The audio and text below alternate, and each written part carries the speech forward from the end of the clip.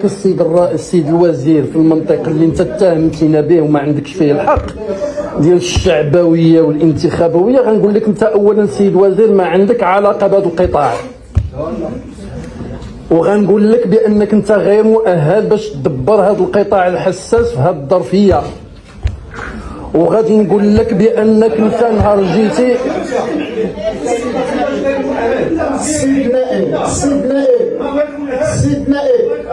سيد نائب رجاء خليونا ندبروا الجلسه في روح المسؤوليه كما قال جلاله الملك.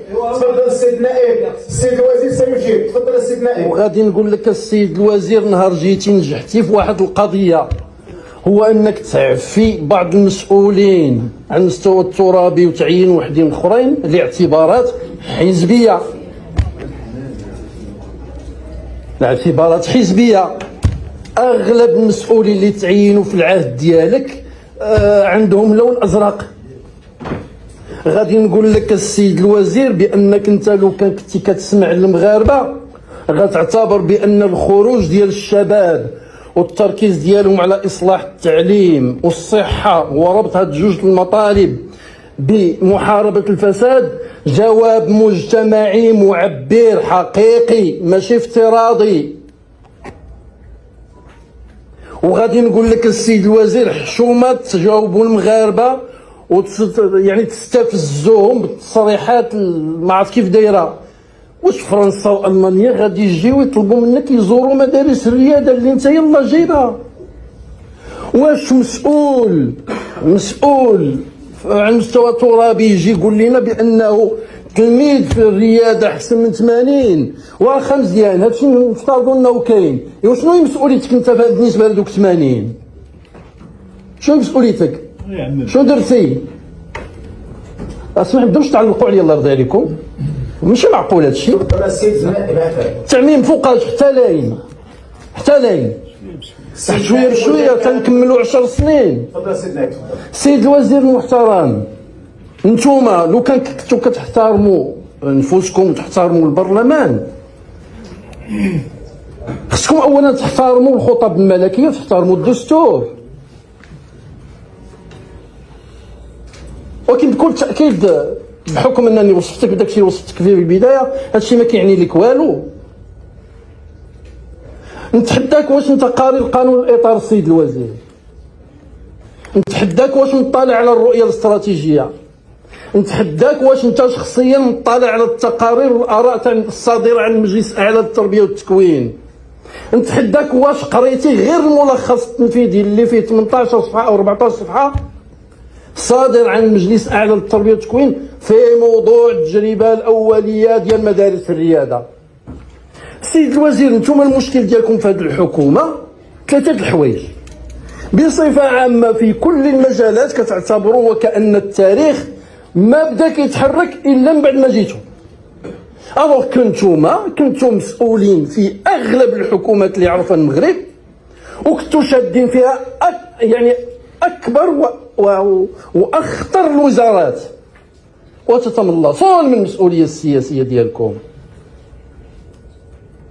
العطب الثاني عندكم السيد الوزير انكم تختزلون اصلاح التعليم في هذا العهد في مجرد هذه مؤسسات الرياده، وتختزلون مؤسسات الرياده فقط في الجوانب الماديه والكميه كونتيتاتيف على حساب جوده العمليه التعلميه والتعليميه وجوده التعلمات. انا من الان السيد الوزير، من دابا كنرفع معك واحد التحدي، اجي انا وياك نمشيو في وقت اللي بغيتي في الجهه اللي بغيتي في المؤسسات اللي بغيتي، وغنبين لك بانه في مؤسسات الرياده اللي نتوما كتعتبروها النجاح المبهر على مستوى مؤشرات التعلم جوده التعلم تاع الوليدات كاين الكوارث كتقدموا لنا نتوما هاد مؤسسات الرياده كما لو انها ابداع ديال هاد الحكومه. اسمح لي السيد الوزير، هذه تجربه دارت في الهند، دارت بلدان اخرى عندها علاقات باملاءات تاع مؤسسات ماليه دوليه. قولوا للمغاربه، اعلنوا للمغاربه شكون هو المكتب ديال الاستشاره الدولي اللي كيواكبكم في التنزيل ديالها. علنوا على هذا الشيء، علنوا عليه. هادشي غيجي الوقت غادي نعلنوا عليه طبعا، غادي نبينوا للمغاربه. ولذلك السي شوكي السيد الرئيس المحترم، انا بغيت نعطي غير هاد النافذه، غير هاد ليشونتيون، باش اذا بغى السيد الوزير يدير معنا اللغه ديال الخشب ويدير معنا اللغه ديال الشعبويه، غنديمونطريو ليه بانه راه غادي ما قادش عليها. بالمناسبه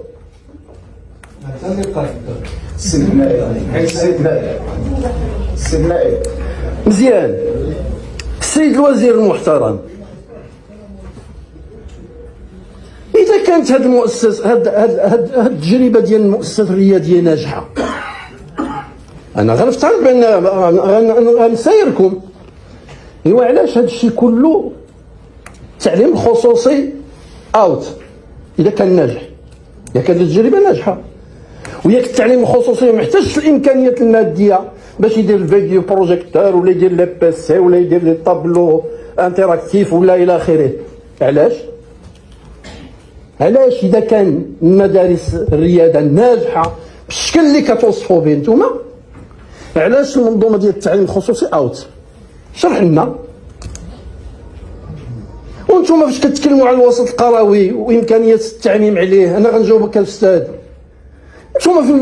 انتوما اصلا انا كنفترض بانكم ما كتميزوش من بين شي حاجه في الوسط القروي سميتها المركزيات والفرعيه، واذا كتكلموا في الحدود ديال المركزيات اللي الفرعيات على الاقل وكثير من المركزيات فيها ما عندهاش لا ما لا ضوء.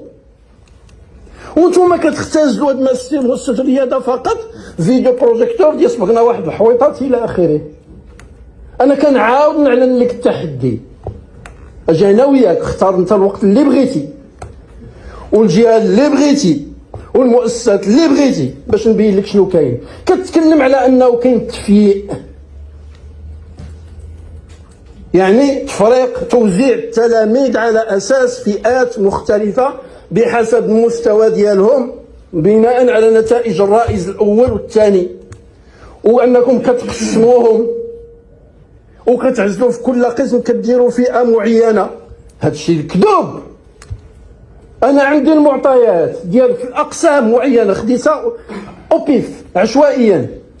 في نفس القسم كاين اللائحه فيها اللبنه الرابعه والثالثه والثانيه والاولى. بشكل كيف الندى الادعاءات ديالكم. اذا كاين باغيين تصلحوا التعليم في هذا السياق الحساس اللي كنتكلموا عليه، وفي ظل الانتظارات اللي كنستحقوها كأمة مغربية، ماشي بهذه المعطيات باش غادي تصلحوها.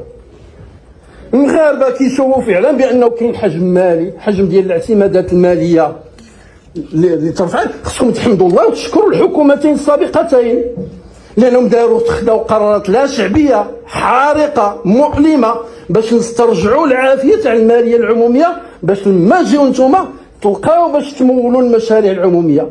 اييه زادت الميزانيات وضاعفت، وهذا العام يمكن غتقولوا لنا بانها غتوصل 97 مليار ديال الدرهم.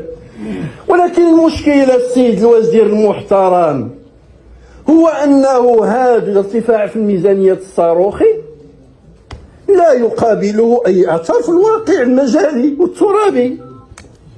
هادشي كيعني جوج الحوايج ماشي 10,000. كاين بانه كاين سوء الحكمه وكاين الفساد،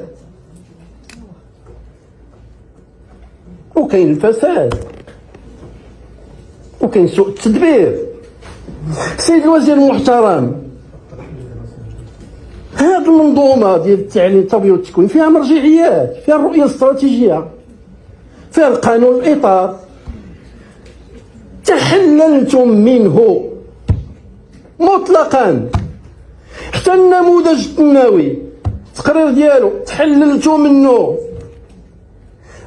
ما يسمى بحافظة المشاريع اللي كانت توجدت في العهد ديال السي أمزازي الوزير المحترم، أقبرتموها بالكامل. اللجنة الوطنية لمتابعة إصلاح المنظومة اللي كيخص رئيس الحكومة يجمعها ما انعقدت ولا مرة في عهد ديالكم ديال هذه الحكومة. اللجنه ديال المناهج والبرامج تعطلتوا في اصدار المرسوم، وهذه عامين باش خرج المرسوم وباش تعينوا الناس ديالها، ولحد الان ما اجتمعاتش. معناتها انكم كديروا واحد المسار معين، نتوما اللي كما قالوا انه هاد البلاد نشأت معكم. مسألة أخرى السيد الوزير المحترم، إذا كنتوا غادي تقولوا لنا عاود مرة أخرى بأنكم زدتوا في الأجور ديال المغاربة ديال رجال التعليم، مزيان ميمكنش نذكروا، ولكن راه خصكم تستحضروها في المقابل أنكم الإفلاس ديال التدبير ديالكم في معالجة التضخم وغلاء وتحكم مسؤولين حكوميين عندكم في غلاء الأسعار، راه هذاك الشيء اللي تزاد اليوم من اليمن تخدى لهم من اليسار.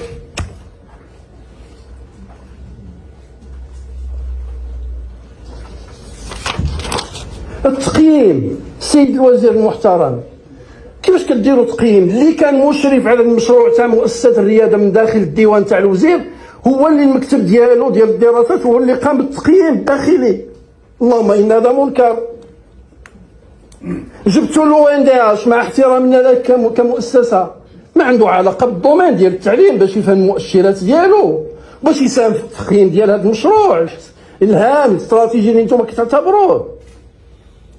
التقرير ديال المجلس الاعلى للتربيه والتكوين في هذا المجال ديال التقييم ما خديتوش به، ما طالعت انت. انا كنقول مازال بانك انت شخصيا ما طالعتيش عليه، فضلا على انك يعني تترجم التوصيات ديالو الى سياسات. اما المؤشرات، انا كل المؤشرات اللي تكلمتي عليها السيد الوزير المحترم، كل المؤشرات انا كنشكك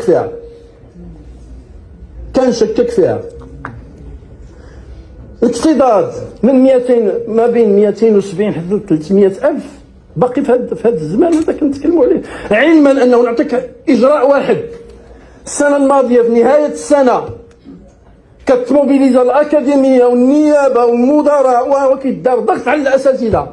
كاين تلاميذ اللي ما جاوش للمدرسه منذ بدايه الموسم الدراسي، في الاخر العام كنجيو كنقول لهم اجيو دوزوا امتحانات بين قوسين باش ما يتسجلش بان عندنا الهدر المدرسي. وهكذا المفتشين، كتكلموا على المفتشين، التأطير ديال رجال التفتيش، اطر ديال التفتيش، راه اذا جا المفتش عند الاستاذ مره في العام راه درنا انجاز كبير. نسبة التأطير ديال المفتشين مع الاساتذه ما كاينش، اما في الوسط القروي فمن باب اولى، اما في الوسط الجبلي ما كاينش اطلاقا. التعليم الارقام ديال الاش سي بي صار لها السيد الرئيس السي مضيان، 1 مليون ديال الشباب ما كيقراو ما خدامين، فينا هما؟ اش كيديروا؟ شنو مسؤوليه الحكومه؟ ماشي مسؤوليتكم هذه؟ شنو الاجراءات اللي درتوا لهم؟ التعليم الاولي جيتوا لقيتوا اكثر من 70% ديال التعميم، وكان المفروض باش التعميم نساليو منه في 2028. اقل ما درتوا نتوما هو انكم زدتوا مددتوا هذا الشيء حتى 2030. وفين غاديين؟ والوتيره ديال الانجاز ما غادياش بالوتيره اللي كانت عليها الاحوال من قبل ما تجيو. ولذلك السيد الرئيس زعما كل واحد العدد ديال الوليدات هاد السنه هذه في هذا الدخول المدرسي هذا كينجحوا في السادس، كتضخموا الارقام ديال الناجحين ما كيلتحقوش بالاعداد، ماشي لانهم ما عندهمش داخليات ولا ما عندهمش ترونسبور، لا، لسبب بسيط، وانهم حيت فرضتوا عليهم هذاك التمدرس باللغه الفرنسيه ضدا على مقتضيات النظام القانون الاطار الذي يتحدث عن التناوب اللغوي، ما كيطلعوش للسادس حيت ما قادينش يفهموا الاسفلتي والماطو بالفرنسي. لذلك نختم بواحد القضيه سيد الرئيس، حنا بصدد غادي نحيلوا عليكم هاد اليومين طلب القيام بمهمه استطلاعيه لهذه المؤسسات تاع الرياده، ارجو ان لا يتم الالتفاف عليها كما تم الالتفاف على مطالباتنا بموضوع الفراقشيه. وشكرا. شكرا سيدنا.